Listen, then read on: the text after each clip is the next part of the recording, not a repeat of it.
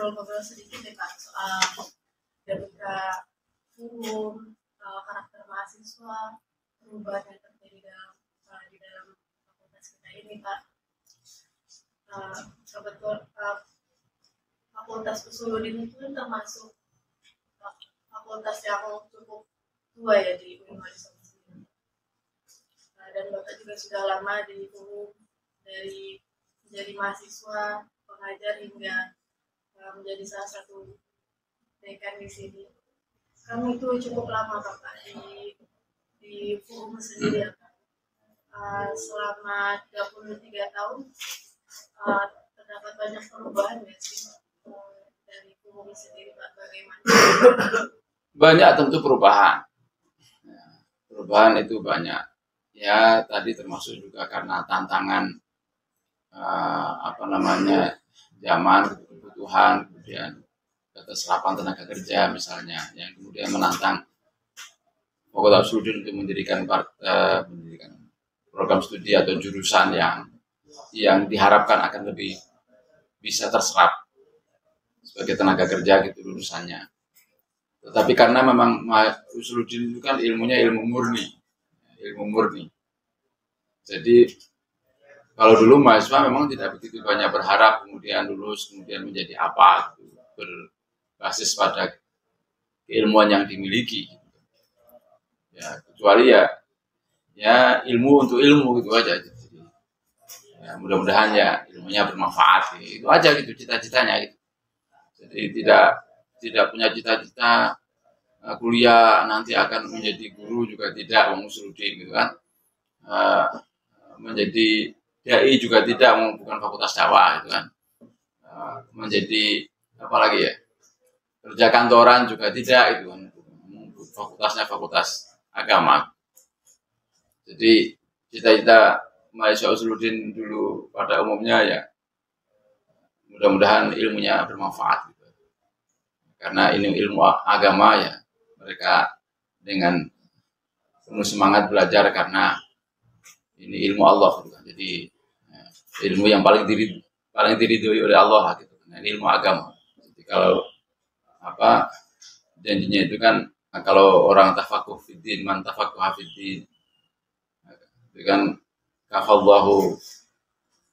Jadi kafallahu ma'ahamahu wa razaqahu min haitsu la yahtasib kan itu. Jadi harapan mahasiswa dulu kuliah di Usuludin ya harapannya kepada Allah murni gitu. Tidak berharap pada pekerjaan apa yang akan dia dapatkan dan sebagainya gitu. Jadi dengan ilmu yang kemudian bermanfaat gitu kan, kemudian akan mendapatkan jaminan kehidupan dari Allah gitu, apapun itu bentuknya gitu. Rezeki juga akan datang dengan sendirinya dari Allah karena ini kita mengemban ilmu Allah gitu. Jadi ya maksimal begitu cita-citanya. Cita-cita itu jadi paradigma sendiri di forum. Lulus dari forum nanti kerja apa, jadi apa, pemikir atau tidak ada begitu. Tidak ada. Dulu tidak ada begitu. Jadi pemikir apa itu kalaupun ada itu hanya guyonan saja gitu. Sama dengan Usuludin jadi dukun, Usuludin jadi apa pemikir atau jadi apa gitu. Itu hanya cita-cita guyonan saja gitu. Jadi bukan real apa yang ada di benak sivitas akademika Usuludin ini, kecuali bahwa ini membawa amanah ilmu Allah gitu kan. Nah, kalau kita bandingkan dengan sekarang kan berbeda gitu kan. Sekarang paradigmanya sudah berbeda. Ketika kita Unity of Sciences itu semua ilmu adalah ilmu Allah. Nah, ini bedanya. Nah, itu bedanya. Kalau sekarang semua ilmu Allah. Jadi keunggulan ilmu, keluhuran ilmu tidak didasarkan pada bidang apa gitu kan, tetapi pada kemanfaatannya. Jadi ilmu Usuludin pun kalau tidak manfaat tidak ada gunanya gitu. Ilmu matematika kalau bermanfaat ya lebih luhur gitu. Jadi karena ilmu matematika, ilmu biologi, fisika, ilmu akidah itu sama-sama ilmu Allah. Sama-sama ilmu Allah. Karena keluhurannya berbasis pada kemanfaatan. Nah, kalau dari sudut dinamika, kembali kepada sudut dinamika kemahasiswaan, Nah, dulu memang Usuluddin itu karena mahasiswanya sedikit, ya, paling sedikit, selalu paling sedikit. Juga mahasiswanya tidak banyak terseleksi, sehingga dalam hal kejuaraan apapun itu Usuluddin selalu di belakang. Gitu. Pasti yang terakhir dari 4 fakultas itu ya pasti yang keempat. Tidak pernah kok yang ketiga gitu, tidak pernah, atau kedua atau satu apalagi gitu kan. Jadi ya mesti keempat itu urutannya. Jadi orsenik atau apapun kegiatan lomba apa itu Usuluddin mesti yang terakhir, yang terakhir. Kalau dari sisi semangatnya tidak kalah semangatnya dengan yang lain. Jadi dibanding dengan sekarang itu, dulu semangat mahasiswa luar biasa. Jadi kalau ada lomba-lomba begitu, wah ramai sekali supporternya full gitu. Meskipun mahasiswa sedikit tapi supporternya full. Jadi dengan semangat meskipun mereka juga tidak banyak berharap gitu, menjadi pemenang gitu. Karena ya nanti juga pada akhirnya akan menjadi urutan terakhir gitu. Nah, jadi, tapi mereka tetap semangat untuk setidaknya kalaupun tidak menang di hasil lombanya itu menang di semangatnya. Jadi itu dulu. Nah kalau sekarang kan sudah tidak. Jadi mahasiswa kita sudah berulang-ulang menjadi juara umum kan. Nah, juara umum dulu ya jangankan juara umum gitu. Jadi susah, juara 3 aja susah. Ya pokoknya jatuhnya ya selalu yang terakhir. Nah sekarang sudah eranya sudah berbeda karena ya meskipun mahasiswa Usuluddin tidak yang paling banyak, gitu kan. Tetapi karena sudah banyak itu proses seleksinya sudah ada gitu kan. Kalau pilih-pilih mahasiswa yang memiliki keahlian tertentu dalam bidang olahraga, seni atau bidang akademik itu sudah ada yang dipilih gitu. Sudah ada yang pilih. Kalau dulu kan tidak, kebanyakan just pokoknya tidak pernah ikut karate pun ya jadi atlet karate gitu kan. Dan mau saja gitu. Mau saja jadi atlet karate kita, silat kita itu Usuluddin. Itu bukan mahasiswa yang ikut karate atau silat enggak, pokoknya ikut saja. Nah kalau sekarang kan sudah tidak, sudah berbeda sekarang. Ya, jadi menjadi juara umum biasa, bahkan Usuluddin ini kan 3 tahun terakhir ini berturut-turut jadi juara umum di perlombaan apapun gitu kan, pertandingan apapun itu kalau mau ketemu Usuluddin gitu orang mesti pada kader gitu. Nah, jadi unit manapun, fakultas manapun itu kalau ketemu Usuluddin dalam lomba apapun, olahraga, seni atau akademik mesti kader dulu. Itu sekarang yang ya sepertinya perubahannya 180 derajat. Kalau di FUM sendiri ada aspek tertentu nggak kayak belum menemukan problem solving atau ada persoalan di FUM yang menjadi hal yang belum terselesaikan, ada nggak di FUM sendiri? Ya ada, karena memang antara apa yang menjadi harapan dari Sivitas Akademika Fakultas Usuluddin, meskipun tidak semuanya lah, sebagian Sivitas Akademika Usuluddin itu berbeda dengan eksistensi Fakultas Usuluddin sendiri, substansi Fakultas Usuluddin itu sendiri. Misalnya kita kemudian berharap bahwa lulusan kita akan kemudian menjadi PNS misalnya, atau diterima kerja di mana. Sementara ilmu kita itu kan ilmu murni yang sebenarnya lulusan kita bisa bekerja di mana saja, dan buktinya memang alumni kita bekerja di mana saja gitu. Yang di bank juga ada, yang di kantoran juga ada, yang di pemerintahan juga ada, yang bagian analis kepegawaian juga ada, yang jadi wartawan ada gitu kan, yang jadi DAI juga ada, kiai ada, guru apalagi banyak sekali gitu kan. Lulusan kita bisa menjadi apa saja. Jadi kalau kita kemudian fokus pada bahwa prodi ini akan bekerja sebagai ini, prodi AFI akan begini, yang berbeda dengan TP, berbeda dengan IAT, itu tidak bisa. Meskipun ya sekarang dengan undang-undang yang baru memungkinkan alumni kita semuanya menjadi guru gitu kan, ya sejak dulu sungguhnya ya itu memungkinkan gitu, karena pada kenyataannya alumni kita banyak yang menjadi politisi, menjadi apa saja, Jadi itu yang menjadi problem. Jadi sebagian sivitas akademika kita itu karena tuntutan mungkin akreditasi juga ya, karena kalau berdasarkan tuntutan akreditasi itu lulusan seharusnya bekerja sesuai dengan bidang keahliannya. Tetapi kan realitasnya berbeda. Di prodi apapun ya, bukan hanya Usuluddin, di seluruh UIN Wonosobo dan juga bahkan fakultas-fakultas umum di perguruan tinggi umum, itu berdasarkan penelitian itu orang itu bekerja sesuai dengan keahliannya itu hanya 20%. Orang itu bekerja sesuai dengan keahlian. Jadi tuntutan kita untuk agar mahasiswa kita itu semuanya bekerja sesuai dengan keahliannya itu menjadi tidak relevan. Yang seharusnya kemudian harus kita siapkan adalah bahwa lulusan kita harus siap untuk menjadi apa saja. Nah, menurut saya. Berarti harus ada skill yang dari saat menjadi mahasiswa. Iya. Jadi terutama skill untuk menyesuaikan diri. Itu penting. Nah, skill penyesuaian diri. Karena menurut penelitian, skill penyesuaian diri itu adalah termasuk soft skill yang nilai supportnya untuk kesuksesan seseorang itu mencapai 70%.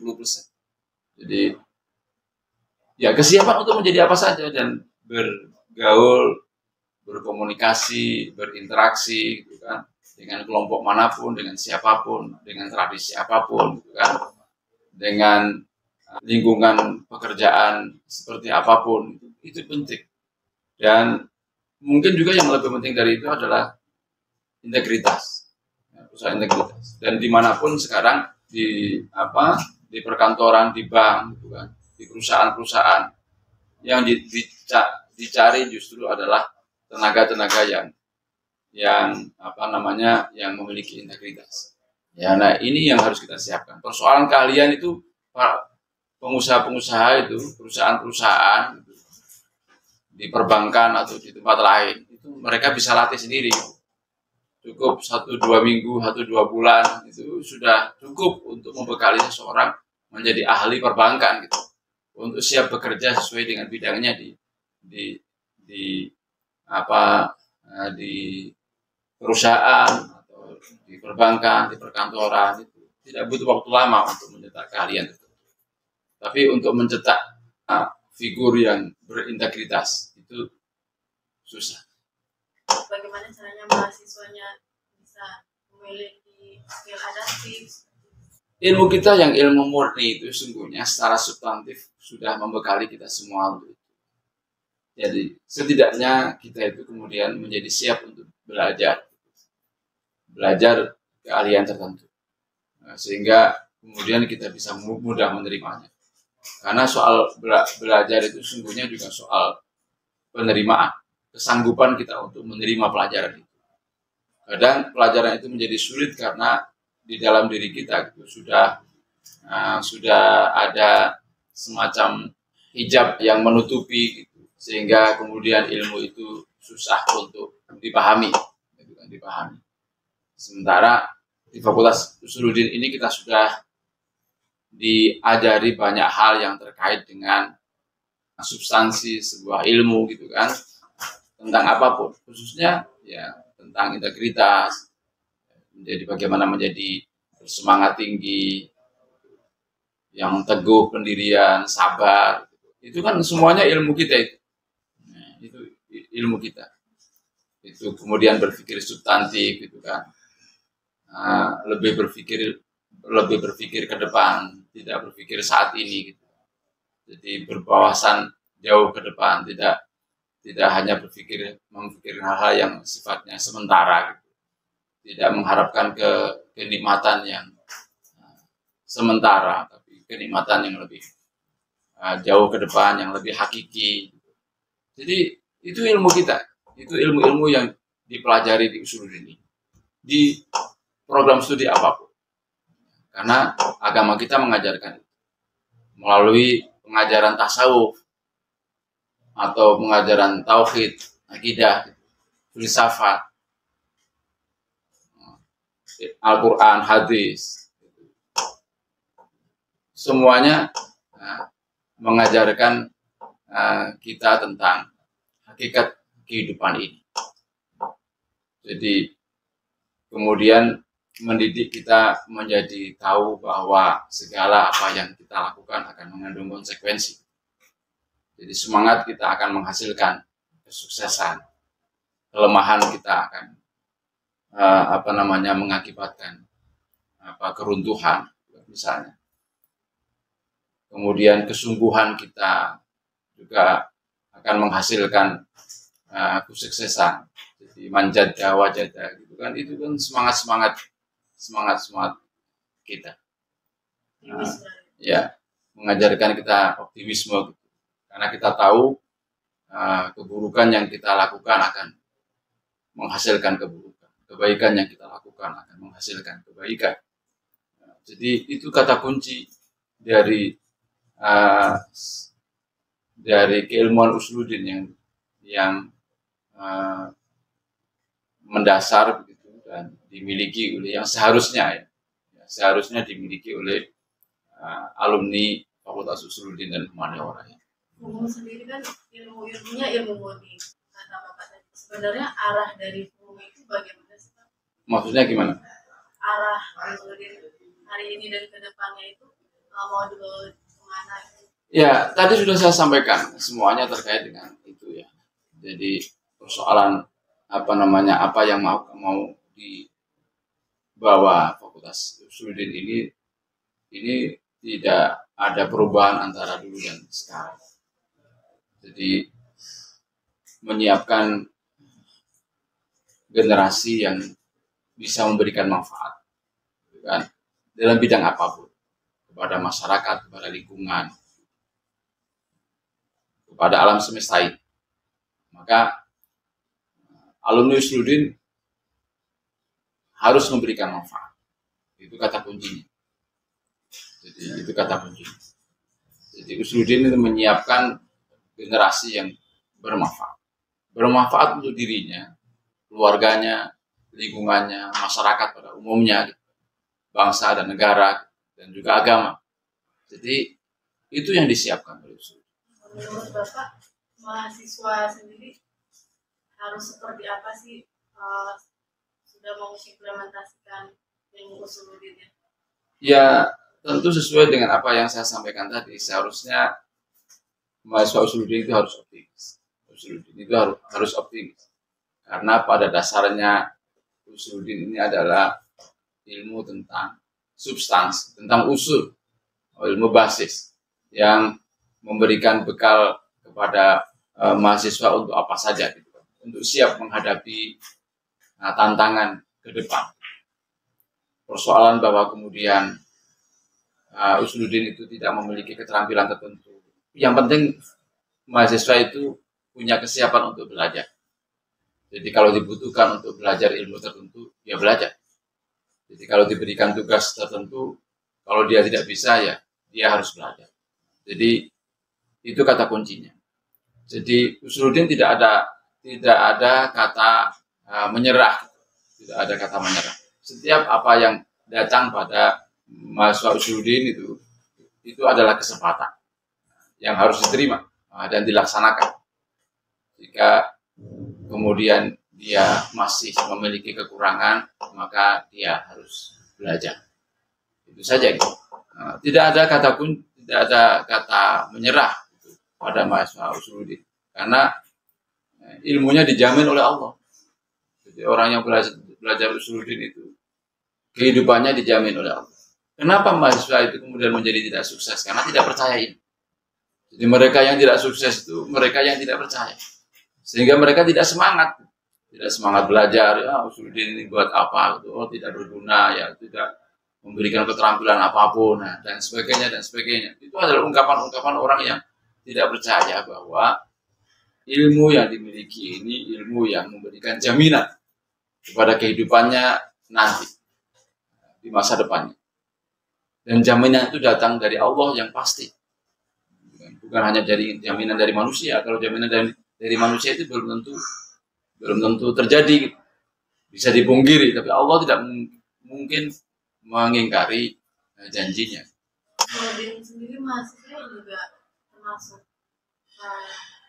terkenal akan diskursusnya juga ya Pak, karena mau pelajari tentang sifatnya substantif, ilmu murni. Bapak melihat mahasiswa sekarang diskursusnya jauh berbeda, apa ada perubahan? Ya, kalau soal apakah berbeda atau sama itu menurut saya relatif ya. Karena memang ilmu yang kita pelajari itu ilmu yang terbuka. Dan mahasiswa Usuluddin seharusnya menjadi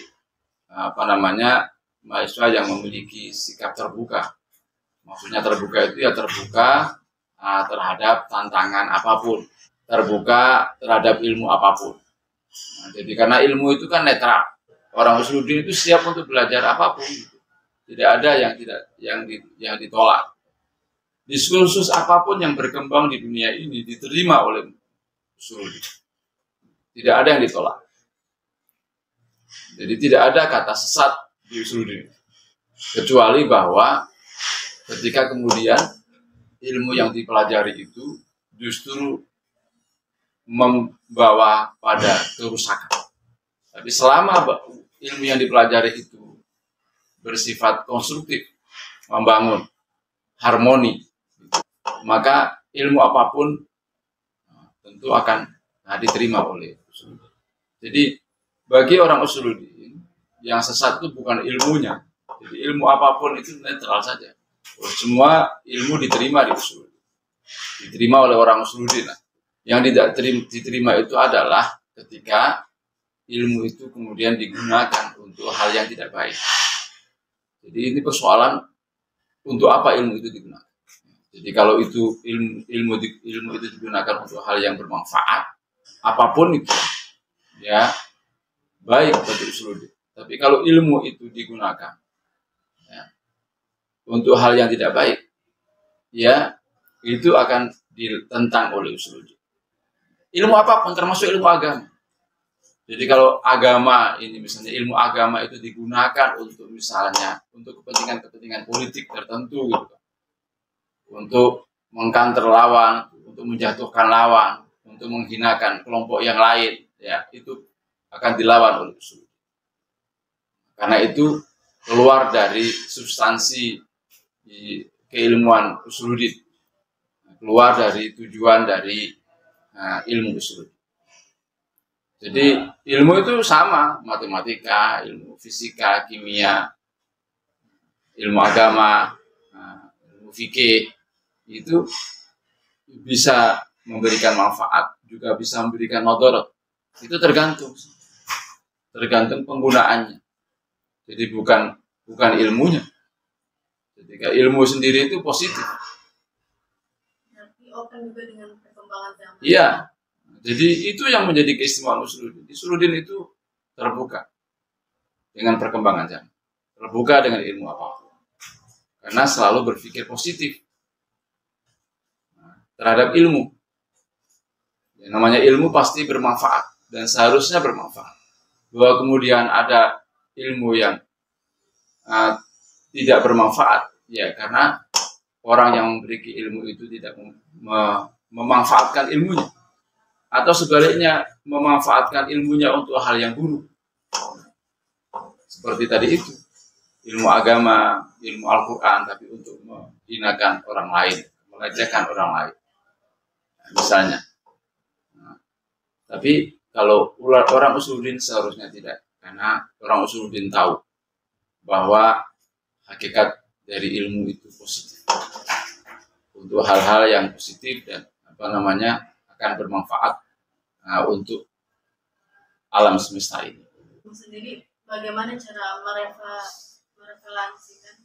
merealisasikan perkembangan zaman itu relevan dengan yang sekarang? Kita melakukan penelitian. Setiap tahun kan dosen melakukan penelitian. Jadi penelitian itu kan mengkaji, merelevansikan ya, ilmu dengan konteks. Jadi melalui penelitian itulah Fakultas Usuluddin mengembangkan ilmu yang ada di Fakultas Usuluddin. Dosen-dosen melakukan penelitian, kemudian melakukan pengabdian kepada masyarakat, dan mengajarkan kepada mahasiswa hasil penelitian. Jadi dengan cara itu Fakultas Usuluddin, dosen-dosen Usuluddin mengembangkan ilmu Usuluddin. Setiap bidang ilmu yang dipelajari di Usuluddin ini setiap tahunnya dilakukan penelitian oleh dosen-dosen pemegang ilmu itu. Ya tentu yang namanya belajar dan meneliti itu tidak ada batasnya. Jadi tentu masih banyak hal yang memang harus dikembangkan, harus dipelajari. Sehingga ilmu dasar yang dimiliki oleh Usuluddin ini kemudian menjadi relevan di masyarakat, di lingkungan, dan kemudian menjadi lebih bermanfaat. Salah satu contoh penelitiannya bagaimana merelevansikan perkembangan zaman? Ya, banyak, misalnya terkait dengan penelitian moderasi beragama yang banyak diteliti oleh dosen Usuluddin dalam perspektif apapun, baik itu dalam perspektif ilmu akidah gitu kan, misalnya ilmu psikologi yang juga dipelajari di Usuluddin, ilmu sosiologi yang dipelajari di Usuluddin, ilmu Al-Quran yang dipelajari di Usuluddin, filsafat. Masing-masing dosen kemudian meneliti tema-tema moderasi agama berdasarkan perspektifnya, termasuk juga tentang sustainability, tentang green campus itu kan yang sedang dikembangkan di universitas ini. Itu para dosen dengan perspektifnya masing-masing, dengan keahliannya masing-masing, mengkaji tentang lingkungan, tentang pelestarian lingkungan, kemudian tentang misalnya isu-isu politik, kepemimpinan, dan lain sebagainya, ketidakadilan, isu-isu kemiskinan, itu juga dipelajari di Fakultas Usuluddin. Termasuk isu-isu yang baru tentang perkembangan ilmu pengetahuan dan teknologi, misalnya tentang teknologi informasi, itu juga dipelajari di Usuluddin. Termasuk bahkan bagaimana kita mengkaji kajian Al-Quran dan hadis melalui teknologi informasi, itu juga menjadi mata kuliah tertentu di Fakultas Usuluddin. Jadi itu cara-cara yang dilakukan Fakultas Usuluddin sebagai bagian dari strategi untuk mengembangkan ilmu Usuluddin ini agar senantiasa bisa menyesuaikan dengan kondisi zaman yang selalu berubah. Harapan Bapak dari mahasiswa untuk terus optimis itu bagaimana? Harapan sendiri nggak dengan mahasiswa sekarang? Tentu kami berharap bahwa mahasiswa Usuluddin itu punya optimisme. Jadi optimis maksud saya. Jadi mereka harus berpikir positif tentang ilmunya.